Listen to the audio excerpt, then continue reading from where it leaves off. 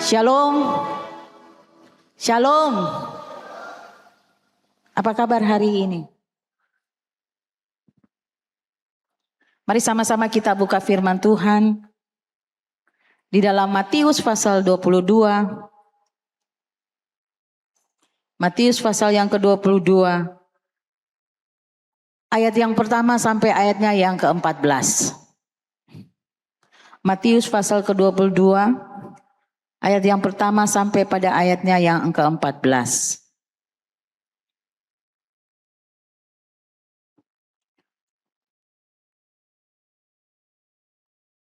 Demikian firman Tuhan, kita akan baca, kita baca ayat yang ganjil.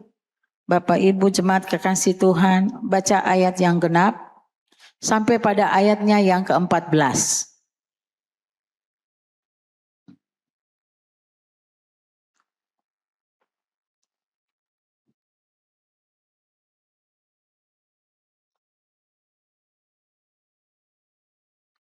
Ya, kalau sudah dapat kita akan baca bersama-sama, tapi sekali lagi dengan penuh kasih kita mengundang jemaat Tuhan berdiri. Kita akan baca ayat firman Tuhan ini secara berbalasan sampai pada ayatnya yang ke-14.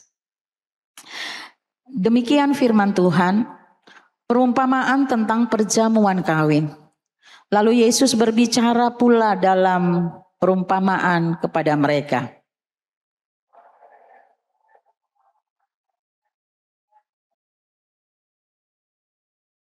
Ia menyuruh hamba-hambanya memanggil orang-orang yang telah diundang ke perjamuan kawin itu. Tetapi orang-orang itu tidak mau datang.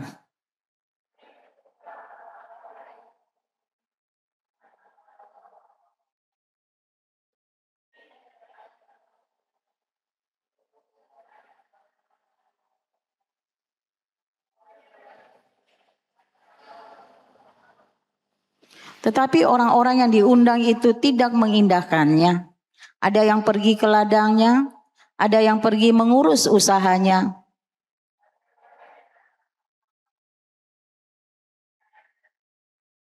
Maka murkalah raja itu. Ia menyuruh pasukannya ke sana untuk membinasakan pembunuh-pembunuh itu dan membakar kota mereka.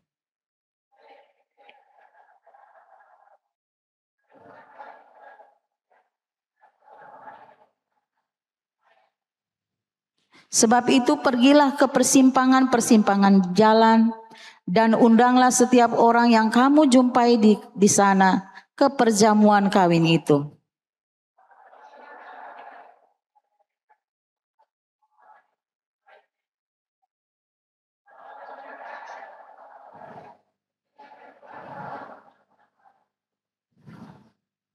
Ketika raja itu masuk untuk bertemu dengan tamu-tamu itu, ia melihat seorang yang tidak berpakaian pesta.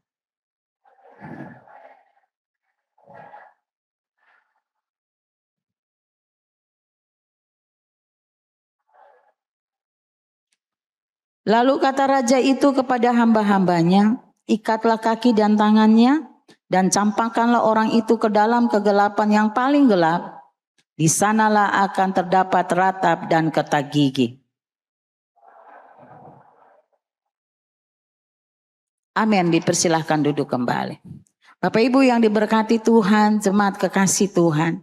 Di pagi ini kita akan mendengarkan firman Tuhan tentang perumpamaan, tentang perjamuan kawin. Dan tema di pagi ini undangan keselamatan dan tanggung jawab untuk meresponnya. Matius 22 ayat 1 sampai 14 ini adalah salah satu perumpamaan yang disampaikan Yesus beberapa hari sebelum penyalibannya. Perumpamaan ini bukan sekedar berbicara tentang sebuah pesta pernikahan, tetapi tentang kerajaan Allah. Allah digambarkan sebagai raja yang mengadakan pesta bagi anak-anaknya. Pesta ini melambangkan sukacita, keselamatan yang Allah sediakan bagi manusia melalui Yesus Kristus. Namun tidak semua orang yang diundang mau datang. Bahkan ada yang menghina dan membunuh para utusan raja. Pada akhirnya undangan ini diberikan kepada siapa saja yang mau datang. Tetapi kita perhatikan firman Tuhan di pagi ini. Semua orang datang. Semua diundang, orang jahat, orang baik. Firman Tuhan katakan, maka pergilah hamba-hamba itu dan mereka mengumpulkan semua orang yang dijumpainya di jalan raya, orang-orang jahat dan orang-orang baik, sehingga penuhlah ruangan perjamuan kawin itu dengan tamu. Sedangkan khusus undangan khusus yang memang tahu bahwa mereka akan pasti diundang, mereka tidak menggubris, mereka tidak mengindahkan. Allah mengundang semua orang kepada keselamatan. Di ayat 1 sampai 4, hal kerajaan surga seumpama seorang raja yang mengadakan perjamuan kawin untuk anaknya. Jadi perhatikan firman Tuhan di pagi ini. Tokoh-tokoh dalam perumpamaan ini memiliki makna. Jadi raja adalah Allah Bapa, anak Raja Yesus Kristus, perjamuan adalah keselamatan dan kerajaan Allah. Hamba nih para nabi, rasul dan para pemberita Injil. Jadi ini hamba-hamba Tuhan yang dia suruh dipanggil. Dia mengutus setiap kita sebagai hamba Tuhan, sebagai anak-anak Tuhan, untuk mengundang semua orang datang kepada keselamatan. Untuk mengenal Kristus sebagai Tuhan dan Juru Selamat. Untuk menerima Kristus sebagai Tuhan dan Juru Selamat. Dan perjamuan kami merupakan pesta terbesar dalam budaya orang Yahudi. Semua telah dipersiapkan. Jadi kalau kita lihat di pesta, hidangan telah disediakan. Cuma yang membedakan kita di sini kalau di pesta masing-masing tanggung dia baju sendiri. Tapi dulu dia orang Yahudi ketika diundang, datang langsung deh. Karena yang punya pesta adalah raja, orang yang memiliki segalanya. Dan dia tahu pakaian yang pantas untuk datang ke pesta. Jadi undangan itu datang, kita juga sangat percaya pakaian itu juga diberikan. Untuk datang di perjamuan pesta. Lihat hidanganku telah kusediakan. Artinya Allah sudah menyediakan segala sesuatu. Keselamatan bukan hasil usaha manusia. Yesus sudah mati dan bangkit. Pengampunan sudah tersedia. Anugerah sudah dibuka. Manusia hanya diminta untuk datang. Sampai hari ini Tuhan masih mengundang setiap orang. Undangan Tuhan itu datang melalui apa? Firman Tuhan yang kita baca, kita renungkan setiap hari. Pemberitaan firman lewat khotbah-khotbah yang ada mungkin di ibadah unit, mungkin di ibadah-ibadah pertemuan, wadah-wadah pelayanan. Ada firman yang disampaikan, itu adalah undangan supaya kita hidup sesuai dengan kebenaran firman-Nya. Kesaksian orang percaya, berbagai peristiwa hidup, itu adalah undangan bagi kita semua. Untuk setiap saat, setiap waktu, kita mau datang kepada Dia. Yang menjadi pertanyaan kita di saat ini, apakah kita masih mendengar undangan Tuhan? Banyak orang menolak undangan Tuhan. Kita memperhatikan ayat 5 sampai 7.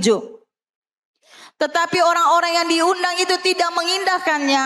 Ada yang pergi ke ladangnya, ada yang pergi mengurus usahanya, dan ada yang menangkap hamba-hambanya itu, menyiksanya dan membunuhnya. Maka murkalah raja itu lalu menyuruh pasukannya ke sana untuk membinasakan pembunuh-pembunuh itu dan membakar mereka. Bapak Ibu yang diberkati Tuhan, ini ada kesempatan yang Tuhan anugerahkan. Dia selalu memanggil kita. Suaranya yang manis, suaranya yang lembut. Selalu memanggil kita, marilah semua orang yang letih, lesu dan beban berat. Ada banyak orang sibuk, mereka dipanggil untuk menerima keselamatan. Ada yang sudah menerima keselamatan. dalam perjalanan hari-hari hidup menuju kepada pesta perjamuan anak domba Allah itu, dalam perjalanan hari-hari hidup kita di dunia ini, tidak semudah yang kita bayangkan. Memang kita bisa makan, bisa pakai, tersedia segalanya. Di masa kita ini, di tempat kita ini, semuanya boleh tersedia. Tetapi kesusahan kita harus menanggalkan daging kita, dan kita mau hidup oleh roh. Kita mau hidup mengenakan kasih. Kita mau hidup mengenakan Kristus dalam hidup ini. Itu pakaian kita yang kita harus kenakan setiap hari. Ketika kita ditebus oleh Dia, kita dianugerahkan pakaian itu. Kekudusan, kemurnian hidup. Dan kita harus pakai setiap hari. Karena kita berbeda.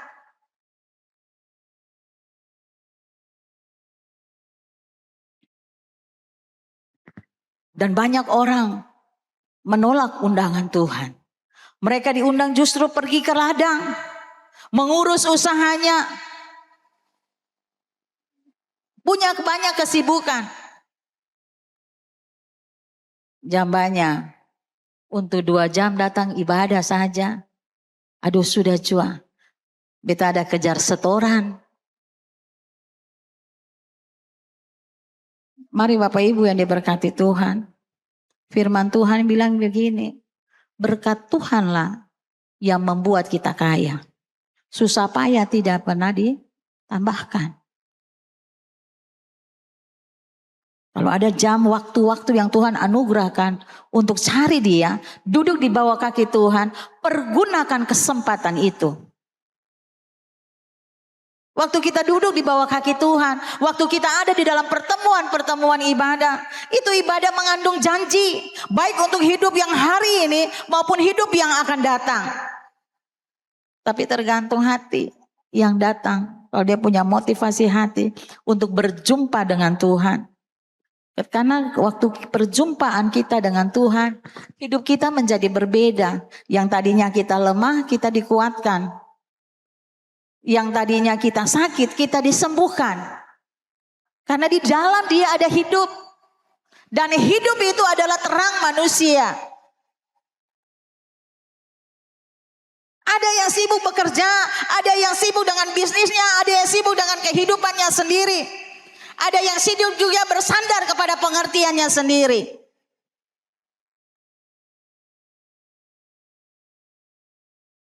Kesibukan ternyata bisa menjadi alasan untuk menolak Tuhan. Musuh terbesar iman seringkali bukan dosa yang mencolok, tetapi hati yang terlalu sibuk sehingga tidak lagi memberi tempat bagi Allah. Hati ini banyak berpikir. Hati ini banyak mereka-reka. Hati ini banyak memprediksi. Hati ini terlalu banyak membuat kesimpulan sendiri. Itu menjauhkan kita daripada Kristus. Menjauhkan kita, merenggangkan hubungan kita dengan Tuhan.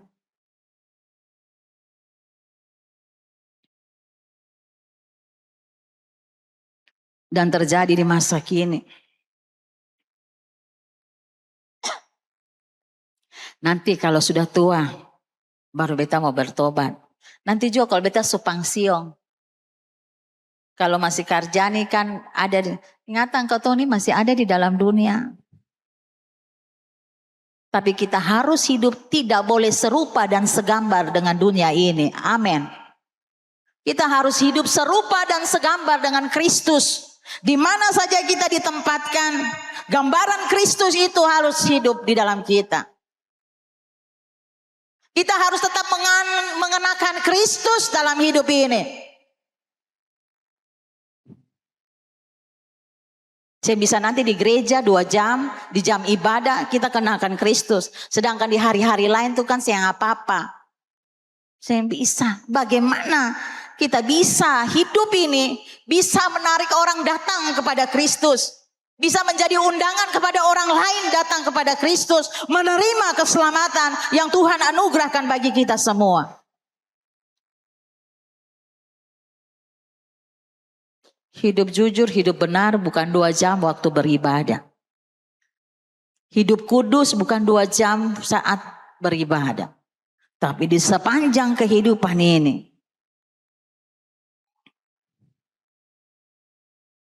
undangan itu datang setiap hari. Sekarang saya sibuk bekerja, tidak ada waktu untuk memikirkan hal-hal yang di sana. Nanti saja.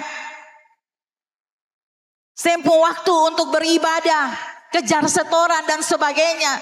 Kita ingatkan di tempat ini sekali lagi bagi jemaat Tuhan. Berkat Tuhanlah yang membuat kita kaya.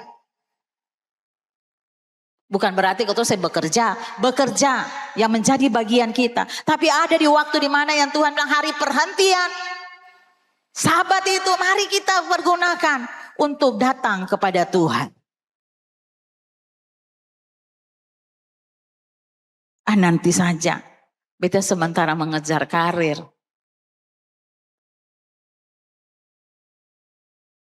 Ini menunjukkan bahwa apa? Dunia telah diprioritaskan daripada kerajaan Allah. Pada firman Tuhan bilang, cari Tuhan maka kamu akan hidup. Cari Tuhan banyak bentuknya.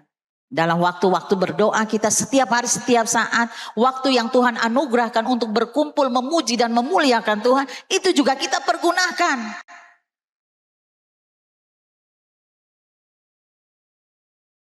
Yesus berkata dalam Matius 6 ayat 33 itu apa? Carilah dahulu kerajaan Allah dan kebenarannya. Bapak Ibu yang diberkati Tuhan. Mari kita semua membersihkan, mengganti kantong-kantong hati kita. Jangan kantong-kantong yang bocor. Kantong mencari setengah mati. Kalau mau bilang bicara bekerja keras, orang di pelabuhan di sana yang pikul barang itu udah bekerja keras. Semua orang bekerja keras. Tapi kita mau katakan berkat Tuhanlah yang membuat kita kaya. Berkat Tuhan itu apa? Firman ini adalah berkat hidup kita. Karena dia bisa mengubahkan segala sesuatu yang tidak mungkin menjadi mungkin lewat kebenarannya, lewat perkataannya. Asal kita tidak bimbang, kita percaya pasti terjadi. Undangan ini diberikan kepada semua orang. Pergilah ke persimpangan jalan, undanglah setiap orang yang kamu jumpai. Lah, ketemu bagaimana mau undang sedangkan ketemu saya jadi tuan rumah. Ketemu sendiri punya hidup tidak mencerminkan kehidupan sebagai anak-anak Allah.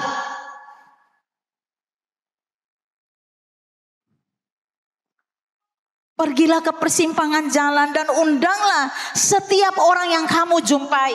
Jadi setiap orang yang kita jumpai, setiap hari, setiap waktu di tempat pekerjaan, di tengah-tengah kehidupan keluarga dan rumah tangga, perkenalkan Kristus, undang dia, terima Kristus. Karena tidak ada jalan lain yang bisa menyelamatkan hidup saudara dan saya. Hanya di dalam Kristus Yesus Tuhan. Nah, kita yang mengundang. Kalau kita tidak jadi tuan rumah, kita yang mengundang tapi kita tidak mengenakan Kristus dalam hidup ini, banyak pasti orang lain tidak bisa datang.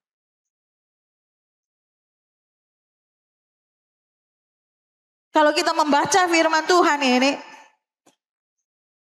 kita menikmati kasih karunia Tuhan. Undangan keselamatan ini tidak lagi hanya bagi bangsa Israel, tetapi bagi orang miskin, bagi orang kaya, bagi orang berdosa, bagi semua orang, bagi semua bangsa. Jadi bukan for satu orang saja.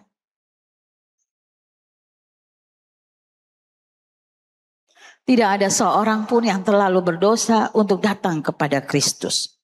Yang Tuhan cari hati yang mau bertobat.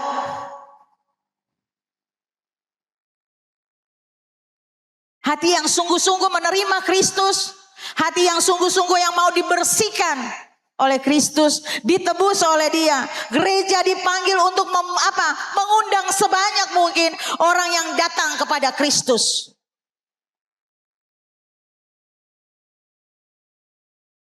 Bapak Ibu yang diberkati Tuhan.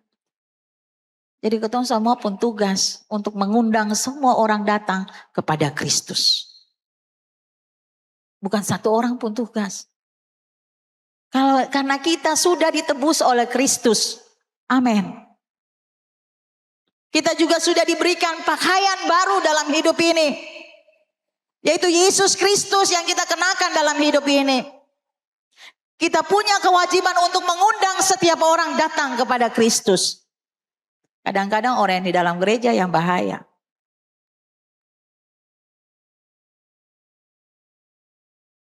Nanti kita lihat di ayat selanjutnya.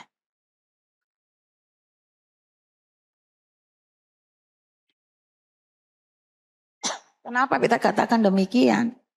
Karena di ayat pertama sampai pada ayatnya yang ketiga, keempat itu, dia mengundang semua orang yang sudah menerima keselamatan itu juga. Ketika kau diberikan keselamatan, kau diberkati, kadang-kadang juga kita meninggalkan. Waktu kau susah-susah, kau datang cari Tuhan. Tuhan kalau bisa, beta ini. Tapi untuk Tuhan. Dan itu terjadi. Waktu diberikan banyak, tapi kita lupa kepada si pemberi. Tuhan juga tidak minta balasan lain. Tapi Dia memerlukan hidup kita yang memuliakan Dia setiap waktu, setiap saat. Dia memerlukan hidup kita untuk menjadi orang-orang yang dipakai untuk mengundang orang lain juga datang ke perjamuan pesta anak domba Allah itu. Menerima keselamatan itu.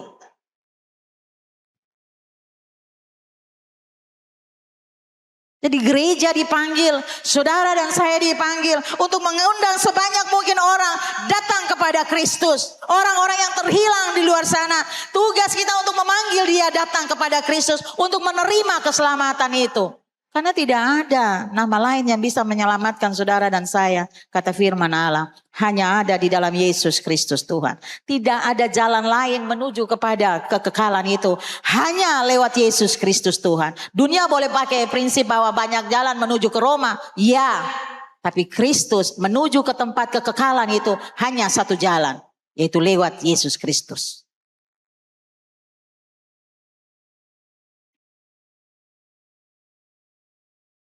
Dan kita perhatikan ayat yang selanjutnya.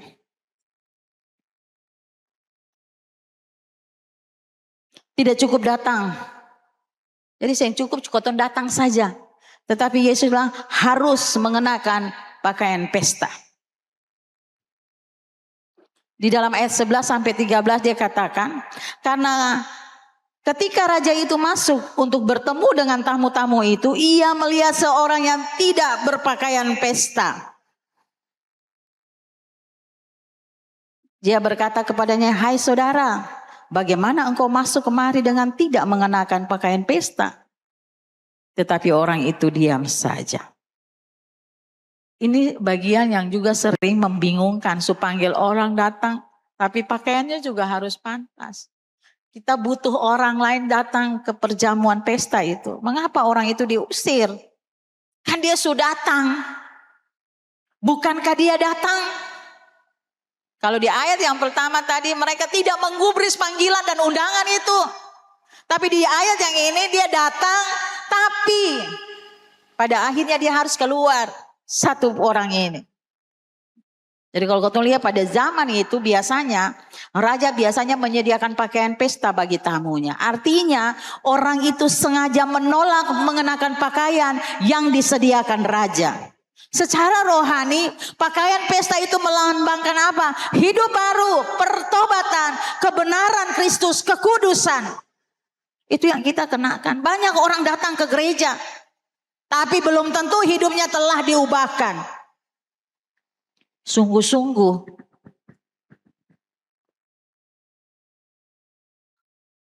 datang ke gereja bukan jaminan kita masuk kerajaan surga. Ayat firman Tuhan bilang banyak orang yang berseru Tuhan, Tuhan. Lalu ketong hitunglah itu, beta sudah menyembuhkan orang sakit. Beta sudah bernubuat, berbahasa roh dan sebagainya. Firman Tuhan bilang, enyalah engkau si pembuat kejahatan. Karena hanya di bibir mulut tidak dikenakan. Setiap hari, setiap waktu dalam hidup ini.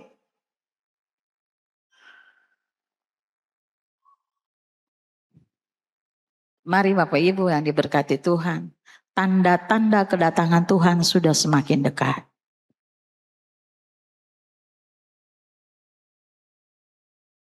Dan Israel itu menjadi tanda kedatangan Tuhan.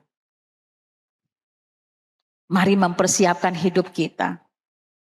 Jaga pakaian yang Tuhan anugerahkan bagi kita lewat keselamatan ini. Jaga dengan bersih. Pakaian pesta melambangkan kebenaran, kekudusan, hidup yang baru. Yang diberikan Allah kepada orang percaya kepadanya. Kepada Kristus. Di dalam Yesaya 61 ayat 10 dia katakan, pakaian keselamatan, aku bersuka cita di dalam Tuhan, sebab ia mengenakan pakaian keselamatan kepadaku dan menyelubungi aku dengan jubah kebenaran. Allah sendiri yang mengenakan pakaian keselamatan itu kepada umatnya. Jadi bukan hasil usaha katong semua. Waktu katong terima keselamatan itu anugerah bagi kita. Mari kita meresponi anugerah Tuhan dalam pakaian keselamatan yang dikenakan dalam hidup kita.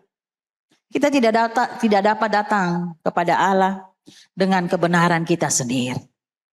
Tetapi hanya dengan kebenaran yang diberikannya. Karena kamu semua yang dibaptis dalam Kristus telah mengenakan Kristus. Pakaian pesta kita adalah apa? Kristus itu sendiri.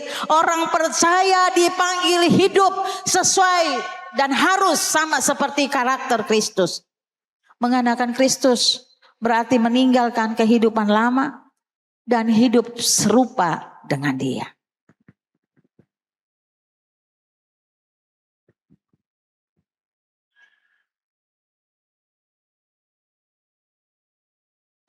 Di Roma 3 ayat 14 dia bilang apa?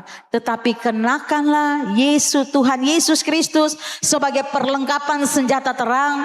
Dan janganlah merawat tubuhmu untuk memuaskan keinginannya. Artinya keinginan daging itu.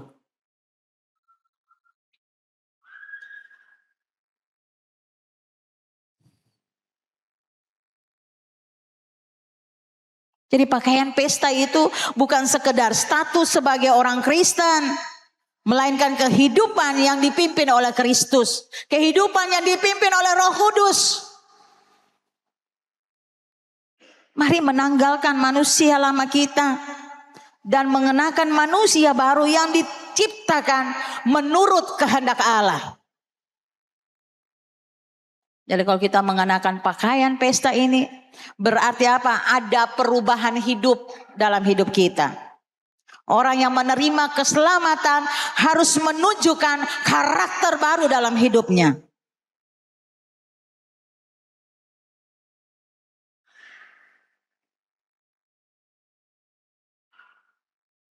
Jadi bukan pakaian jasmani, tetapi pakaian rohani yang kita kenakan.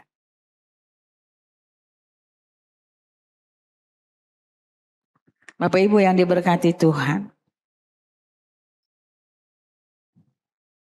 Sekali lagi kita mau katakan, jangan sampai kita sendiri ditolak oleh Allah.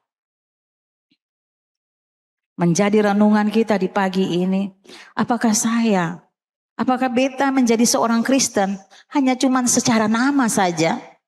Apakah beta menunjukkan pertobatan yang sejati itu dalam hidup ini? Apakah karakter Kristus mulai terlihat dalam diri beta setiap hari?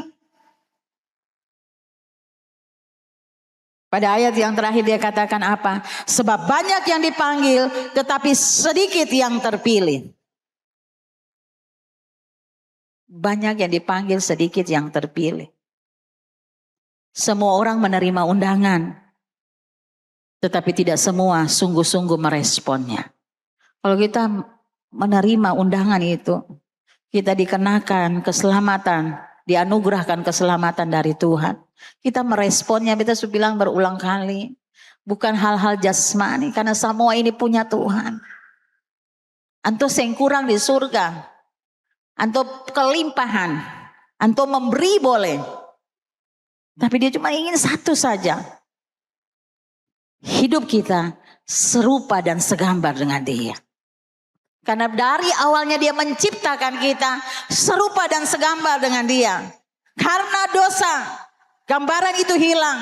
Tetapi karena Kristus, gambaran itu kembali dalam hidup kita. Gambaran Kristus, karakter Allah itu hidup di dalam kita. Semua orang menerima undangan, tetapi tidak semua sungguh-sungguh merespon. Banyak orang juga duduk di dalam gereja, di semua gereja di belahan dunia ini. Tapi tidak semua orang merespon. Ada yang datang, ya sudahlah karena kita orang Kristen. Kalau kita datang bagaimana? Baik juga, puji Tuhan ada datang. Yo, kalau kita bini saya ajak sih, mungkin kita pi. Kalau kita anak, malu hati le. Katanya orang tua saya berjalan, tapi kau anak-anak yang tarik, kau datang pi gereja. Biasa jawaban-jawaban itu datang dalam perjumpaan-perjumpaan. Kita puji Tuhan, kau sebab aku dapat ya di gereja.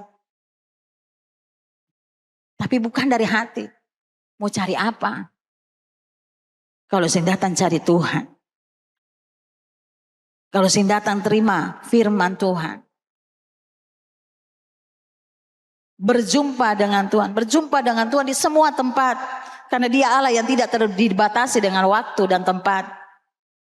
Tetapi kalau Tuhan menganugerahkan waktu-waktu untuk kita beribadahkan Tuhan. Mari datang kepada dia.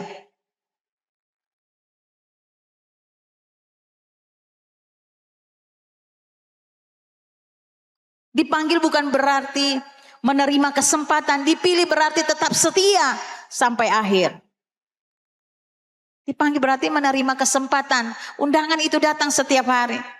Kalau kau masih ada nafas kehidupan, undangan itu masih berlaku bagi saudara dan saya untuk datang kepada dia. Amin. Tuhan mencari iman yang hidup. Tuhan mencari pertobatan yang sejati. Tuhan mencari ketaatan, Tuhan mencari kesetiaan.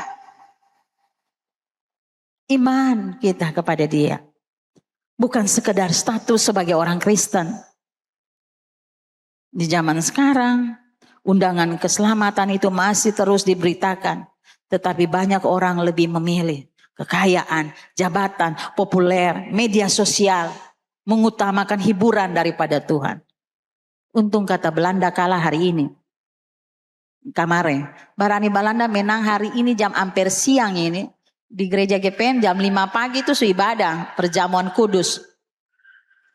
Banyak orang masuk gereja jam ketiga. Kasih tidur juga nanti juga, bulan muka juga.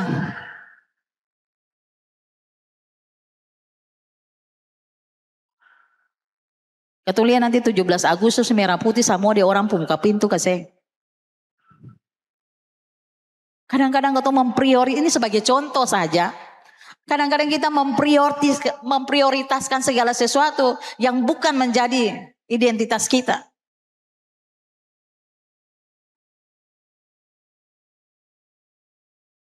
Bisa batawana, nyatanya kita bangun jam 5 hampir siang. Bisa bangun, yang penting Belanda main, yang penting Argentina main, yang penting siapa leh Brasil main.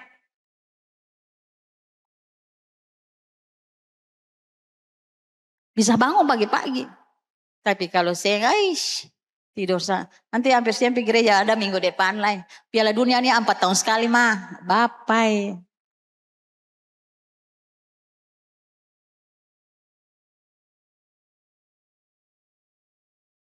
Udah bisa pawai. Orang ribuan kalau nonton bareng ribuan. Tapi untuk panggil KKR yang ada. Ketujuh sudah dengar di gereja.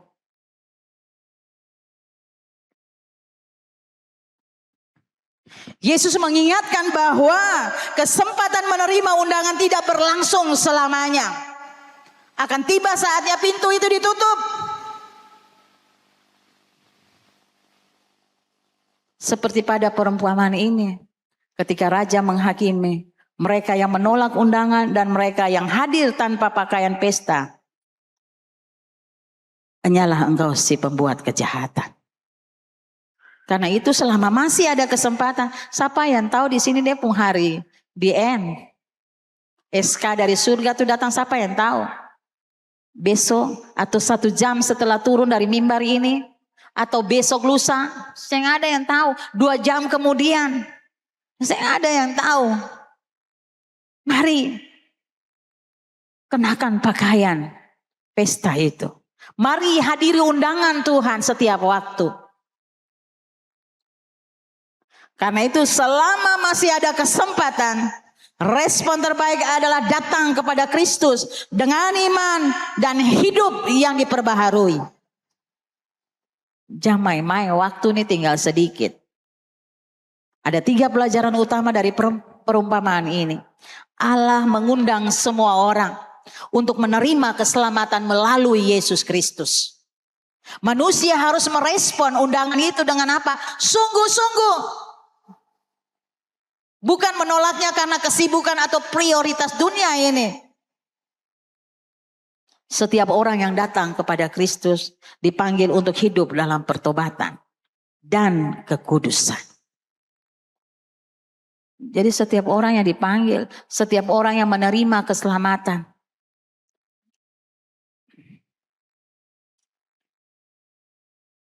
harus mengenakan Kristus dalam hidupnya setiap hari. Jangan menjadi orang percaya yang hanya lahiriah saja.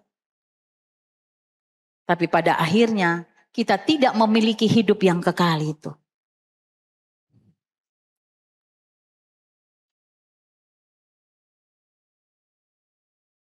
Undangan Tuhan bersifat apa? Cuma-cuma.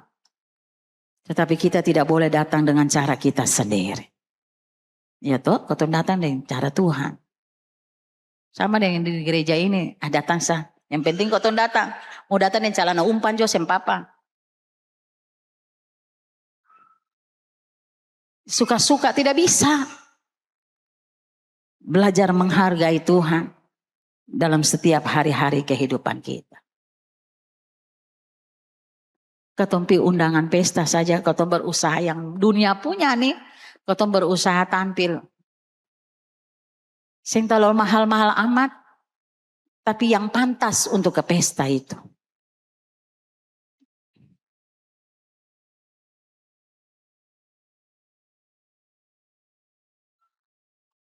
Kalau mau pesta orang kawin tuh, kalau orang jauh sempapa, tapi kalau keluarga tuh kan, anak perkawinan kah, saudara sepupu, adik kakak perkawinan itu. Yang menjadi keluarga besar, keluarga inti, salon pono. Kaning-kaning kasih rapi. Rambu-rambu blow.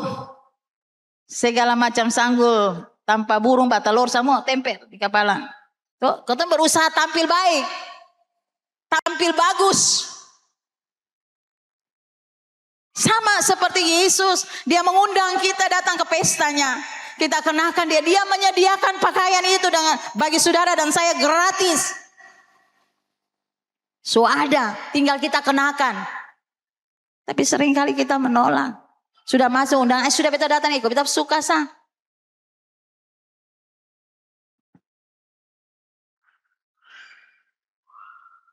Sama dengan kau lihat pertandingan bola waktu dulu nonton. Kira-kira waktu datang dulu nonton, datang main bola tuh datang dengan celana panjang. Dengan sepatu, ada dia pun sepatu. Ada dia pun baju. Semua ada aturan. Dan dia harus berusaha, dia merespon. Bola yang sampai di dia pun kaki pun, dia harus rebut, dia harus respon itu. Dia berusaha untuk masuk ke gawang lawan. Dia harus menang. Ada usaha. Dia kejar. Katonse, coba lihat main bola. Bola datang deh, dia nonton sang. Tinggal lo lawan ambil akang. Saya ada.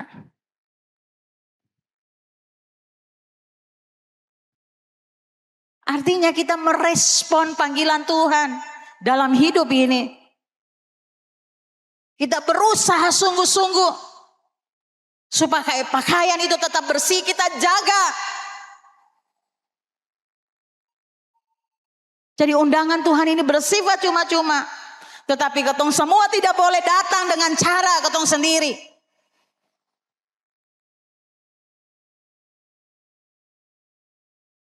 Allah bukan hanya mengundang kita ke perjamuannya, tetapi juga menyediakan pakaian keselamatan melalui Yesus Kristus. Tugas kita adalah mengenakan Yesus Kristus setiap hari. Sehingga Raja datang memeriksa hidup kita. Ia mendapati hidup kita dalam iman, dalam pertobatan, dan kekudusan. Bapak Ibu yang diberkati Tuhan, Tuhan terus sampai hari ini, Dia mengundang kita untuk datang kepada Dia.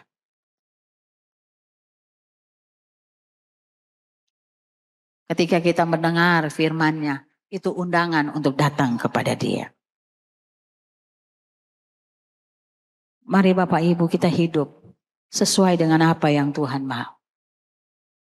Jangan kita menyia-nyiakan kasih karunia Tuhan yang Tuhan anugerahkan kepada kita. Dan waktu ini adalah waktu yang sudah singkat. Waktu-waktu yang kita lihat sudah semakin dekat kedatangannya. Dan kita lihat di Israel sana ada kegenapan-kegenapan firman Tuhan yang sudah terjadi dan sementara terjadi. Itu lonceng bagi kehidupan kita semua untuk hidup berjaga-jaga. Untuk tetap hidup dalam takut akan Dia. Berjaga-jaga senantiasa.